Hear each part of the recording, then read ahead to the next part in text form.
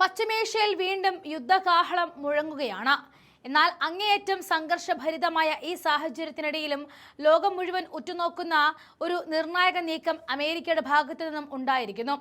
ഇറാന്റെ ഭാഗത്തു നിന്നുമുള്ള സമാധാന നിർദ്ദേശം ഇന്ന് രാത്രിയോടെ പുറത്തു വരുമെന്നാണ് US പ്രസിഡന്റ് ഡൊണാൾഡ് ട്രംപ് ഇപ്പോൾ വെളിപ്പെടുത്തിയിരിക്കുന്നത്. ഹോർമൂസ് കടലിടുക്ക് തുറക്കുന്നതുമായി ബന്ധപ്പെട്ട ചർച്ചകൾ പുരോഗമിക്കുകയായിരുന്നു ട്രംപിന്റെ ഈ പ്രതികരണം എത്തിയത്. ഇറാന്റെ ഡ്രോൺ മിസൈൽ വിതരണ ശൃംഖലകൾക്ക് മേൽ അമേരിക്ക കടുത്ത ഉപരോധം ഏർപ്പെടുത്തിയതിന് പിന്നാലെയായിരുന്നു ട്രംപ് ഈ നിർണായക നീക്കം നടത്തിയത് എന്നതും ശ്രദ്ധേയമാണ്. എന്നാൽ ഇറാന്റെ ഈ നീക്കം വെറും ഒരു പ്രഹസനമാകരുത് എന്നാണ് US state secretary Marco Rubio പ്രതികരിച്ചിരിക്കുന്നത്.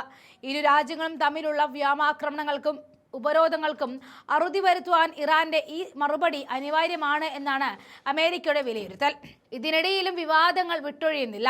കഴിഞ്ഞ ദിവസം ഇറാനിയൻ എണ്ണക്കപ്പലുകൾക്ക് നേരെ US നടത്തിയ ആക്രമണം വെടിനിർത്തൽ കരാറിന്റെ ലംഘനമല്ല എന്നാണ് ട്രംപിന്റെ അവകാശം.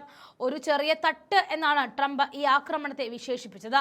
സ്വയം പ്രതിരോധത്തിന്റെ ഭാഗമായി നടത്തിയ ഈ നീക്കം സമാധാന ചർച്ചകളെ ബാധിക്കില്ല എന്നും അദ്ദേഹം കൂട്ടിച്ചേർത്തു.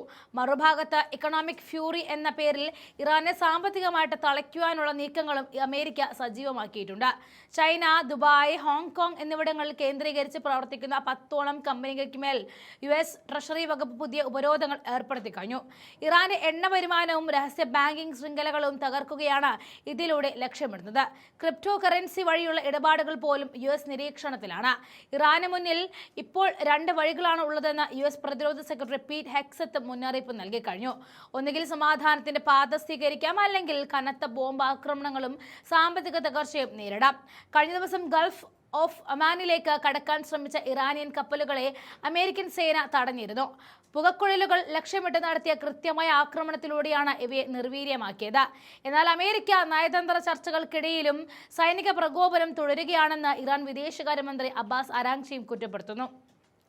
ആഗോള എണ്ണ വിപണിയും ഹോർമൂസ് കടലിടുക്കിലെ ഗതാഗതവും പുനഃസ്ഥാപിക്കപ്പെടുമോ, അതോ പശ്ചിമേഷ്യ മറ്റൊരു വൻ യുദ്ധത്തിലേക്ക് നീങ്ങുമോ എന്നത് ഇറാന്റെ ഇന്നത്തെ നിലപാടിനെ ആശ്രയിച്ചിരിക്കും. അതേസമയം ഹോർമൂസ് കടലിടുക്കിന് സമീപം തടികൊണ്ട് നിർമ്മിച്ച ബോട്ടിന് തീപിടിച്ച ഇന്ത്യക്കാരൻ കൊല്ലപ്പെട്ടിട്ടുണ്ട്. മറ്റ് 5 പേർക്ക് പരിക്കേറ്റു. ആകെ 18 പേരായിരുന്നു അപകട സമയത്ത് ബോട്ടിലുണ്ടായത്. പരിക്കേറ്റവരെ ദുബായിലെ ആശുപത്രിയിലും പ്രവേശിപ്പിച്ചു. ഇവർ അപകടനില തരണം ചെയ്തു എന്നാണ് ലഭിക്കുന്ന വിവരം. കപ്പലുണ്ടായിരുന്ന ബാക്കി 17 ജീവനക്കാരെ ആ പ്രദേശത്തുണ്ടായിരുന്ന മറ്റൊരു കപ്പൽ രക്ഷപ്പെടുത്തി. തീപിടുത്തത്തിന്റെ കൃത്യമായ കാരണം ഇതുവരെ വ്യക്തമായിട്ടില്ല. എന്നാലും ഹോർമൂസിലുണ്ടായ ഈ സംഭവം അതീവ ഗൗരവത്തോടെയാണ് എല്ലാവരും നോക്കിക്കാണുന്നത്. അന്വേഷണം പുരോഗമിക്കുകയാണ്. സംഘർഷബാധിത മേഖല ആയതുകൊണ്ട് തന്നെ എങ്ങനെ ബോട്ടിന് തീ പിടിച്ചു എന്നത് കണ്ടെത്തുന്നതിൽ വലിയ വെല്ലുവിളികൾ ഏറെയാണ്.